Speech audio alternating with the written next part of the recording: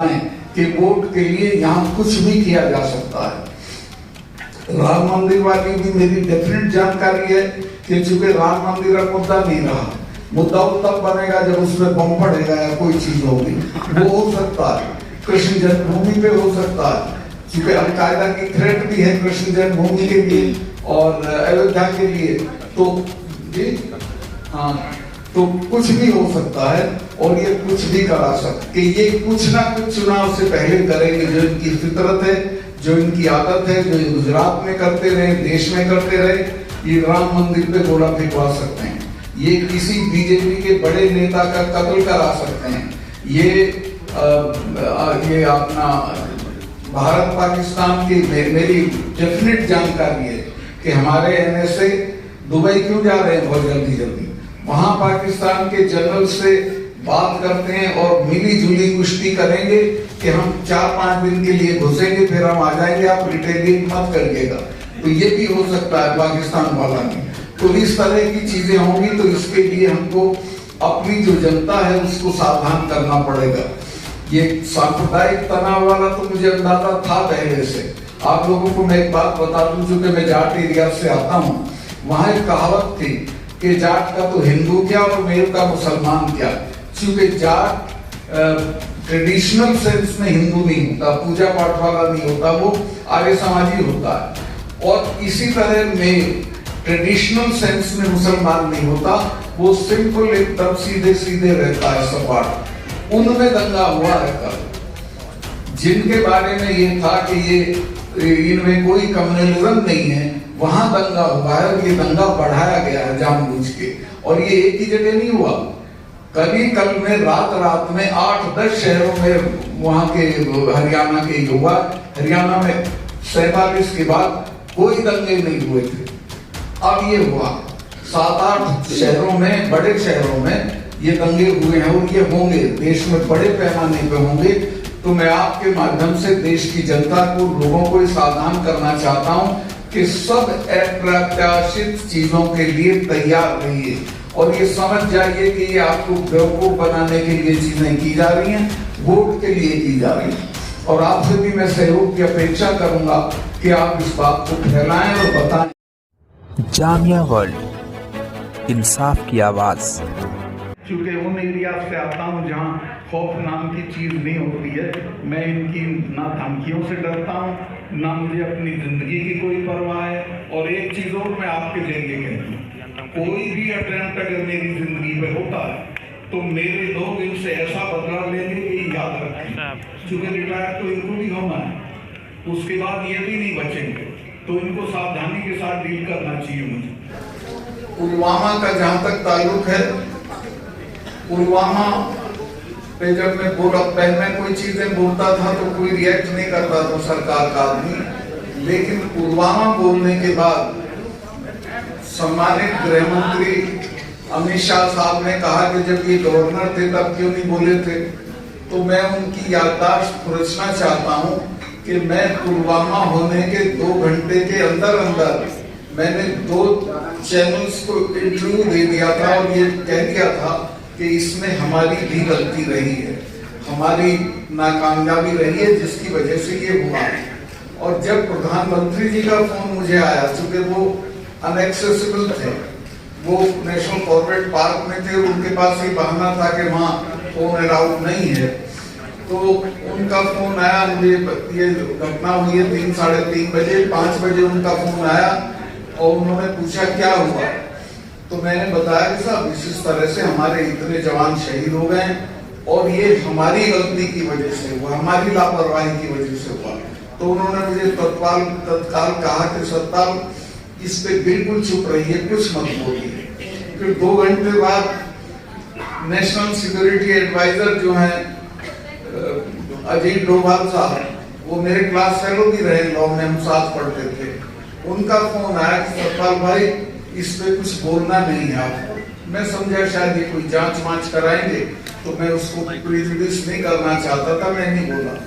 लेकिन आज तक ना कोई जांच हुई है, ना कुछ बताया गया है, ना कोई पब्लिक डोमेन में कोई चीज आई है, और उसको दफन करके पाकिस्तान की तरफ मोड़ दिया, चूंकि चुनाव में वही चीज सूट करती थी, तो उसका पूरा चुनाव के लिए इस्तेमाल किया गया। माननीय प्रधानमंत्री जी ने उसी दिन 5:30 बजे एक मीटिंग एड्रेस की रुद्रपुर में इलेक्शन की टेलीफोन से, उसमें भी पुलवामा का उन्होंने कोई जिक्र नहीं किया। जहां तक पुलवामा के नताइज का ताल्लुक है, वो बहुत भयानक। पुलवामा के होने के बाद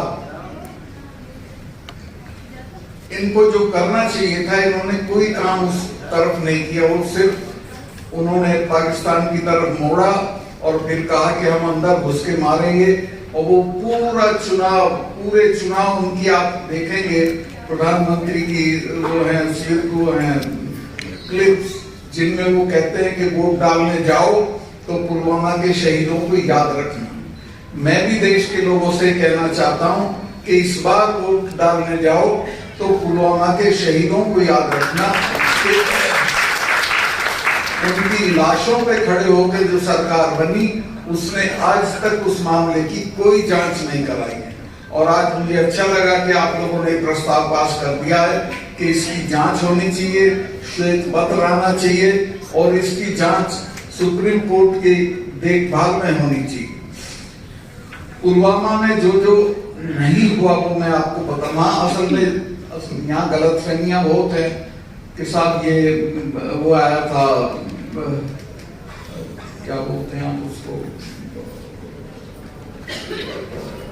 इंटेलिजेंस अलर्ट। वहां तीसरे दिन क्या एक दिन में 3 इंटेलिजेंस अलर्ट आते हैं। मुझे तो हर रोज आता था कि आप यहाँ बैठ के चाय मत पिया करो, पाकिस्तान के शूटर आए हुए पहाड़ी पे, आपको कोई मार देगा।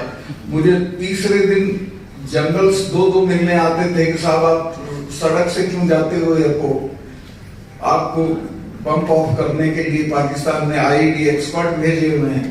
खैर वो हमारे यहाँ एक सुविधा थी कि हेलीकॉप्टर जाता था, इसका अपना हमारा खुद का यहाँ से जो राजभवन था वहां से एयरपोर्ट तक में उससे चला जाता था, लेकिन सख्त हिदायत ये रहती थी। तो खैर मैं उसको मानता था, लेकिन इसकी जो जानकारी थी कि ये पुलवामा में ऐसा होगा, वो मेरी जानकारी में नहीं था। अगर ये लोग जो सीआरपीएफ के लोग हैं मुझे लूप में लेते तो मैं इनको 2 दिन में हवाई जहाज का इंतजाम कर देता। इनकी एप्लीकेशन 4 महीने तक पड़ी रही होम मिनिस्ट्री में कि साहब हमको इतना बड़ा कॉन्वॉय है वो नहीं जा सकता, अदरवाइज उसके लिए 5 जहाज चाहिए।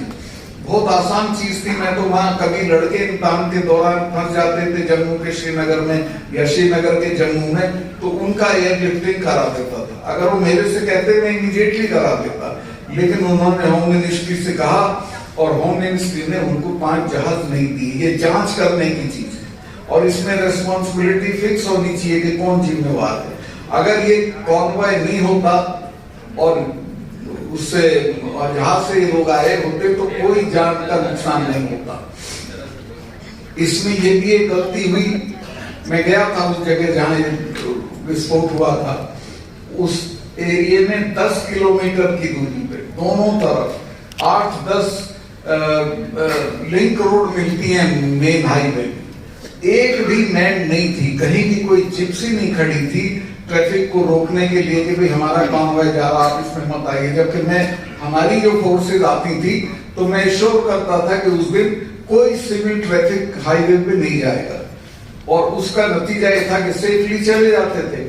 उस दिन कोई मैनिंग नहीं थी, कोई उसका क्या बोलेंगे सैनिटाइजेशन नहीं था सड़क का, और वो गाड़ी आई और बेफिक्री के साथ जाके उसने टक्कर मारी और शहादत हो गई हमारे जवानों की। और अब तक उसने किसी भी आदमी को जिम्मेवार नहीं ठहराया गया, क्योंकि इतनी लैप्सेस हैं उसमें कि बहुत सारे लोगों के सर रोल होंगे, लेकिन अभी तक कुछ नहीं किया गया। मैं उनको माननीय गृह मंत्री जी को ये कहना चाहता हूं कि उस वक्त के मेरे 2 बयान देख लें जो मैंने उसी वक्त पुलवामा होने के 2 घंटे के अंदर 2 इंटरव्यूज मैंने वहां एक चैनल को 2 चैनल को दिए थे कि ये हमारी गलती से हुआ है, इसमें हम जिम्मेवार हैं। हम उनको जहाज दे देते तो ये नहीं होता, लेकिन वो उसको एक्सेप्ट करेंगे तो दिक्कत होगी, कोई ना कोई जिम्मेवार ठहरा दिया जाएगा। तो ये देश की सिक्योरिटी के साथ इस स्तर पे खिलवाड़ हुआ और अभी भी हो रहा है। अभी पता नहीं कहां कहां क्या क्या होगा।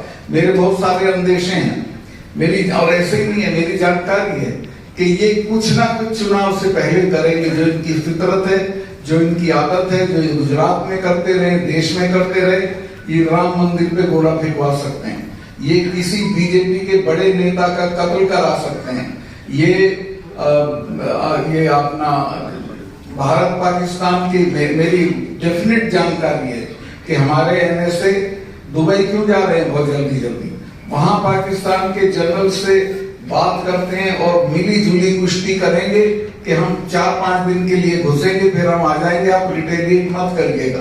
तो ये भी हो सकता है पाकिस्तान वाला में। तो इस तरह की चीजें होंगी, तो इसके लिए हमको अपनी जो जनता है उसको सावधान करना पड़ेगा। ये सांप्रदायिक तनाव वाला तो मुझे अंदाजा था पहले से। आप लोगों को मैं एक बात बता दूं, चूंकि मैं जाट एरिया से आता हूं, वहां एक कहावत थी कि जाट का तो हिंदू क्या और मेल का मुसलमान क्या।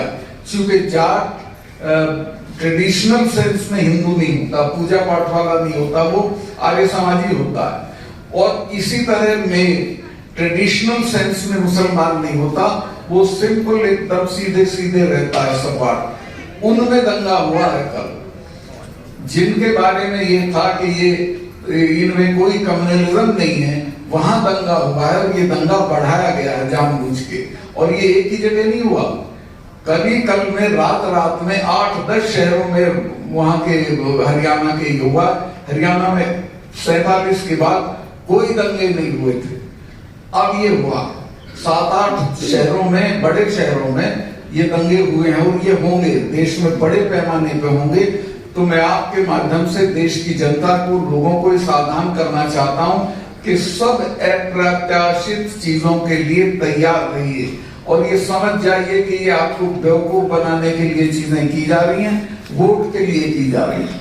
और आपसे भी मैं सहयोग की अपेक्षा करूंगा कि आप इस बात को फैलाएं और बताएं कि वोट के लिए यहाँ कुछ भी किया जा सकता है। राम मंदिर वाली भी मेरी डेफिनेट जानकारी है कि चूंकि राम मंदिर अब मुद्दा नहीं रहा, मुद्दा तब बनेगा जब उसमें बम पड़ेगा या कोई चीज होगी, वो हो सकता है। कृष्ण जन्मभूमि पे हो सकता है, क्योंकि अलकायदा की थ्रेट भी है कृष्ण जन्मभूमि के लिए और अयोध्या के लिए। तो जी हाँ, तो कुछ भी हो सकता है और ये कुछ भी करा सकते हैं। मैं बहुत लंबा हो गया, बस मैं आपसे यही निवेदन करना चाहता हूँ कि जो आज कल मैं बहुत आभारी हूँ, सारी पार्टियों के लोग आए और उन्होंने हमारे जो कंसर्न है वो साझा किए। उनसे मैं कहूंगा कि वो चूंकि जनता के बीच में है, वो जहाँ जहाँ जा रहे हैं इन सवालों को, इन मुद्दों को उठाते रहें और जोरदार तरीके से उठाते रहें, तो देश बड़ी ट्रेजेडी से बच जाएगा। आपका बहुत बहुत धन्यवाद।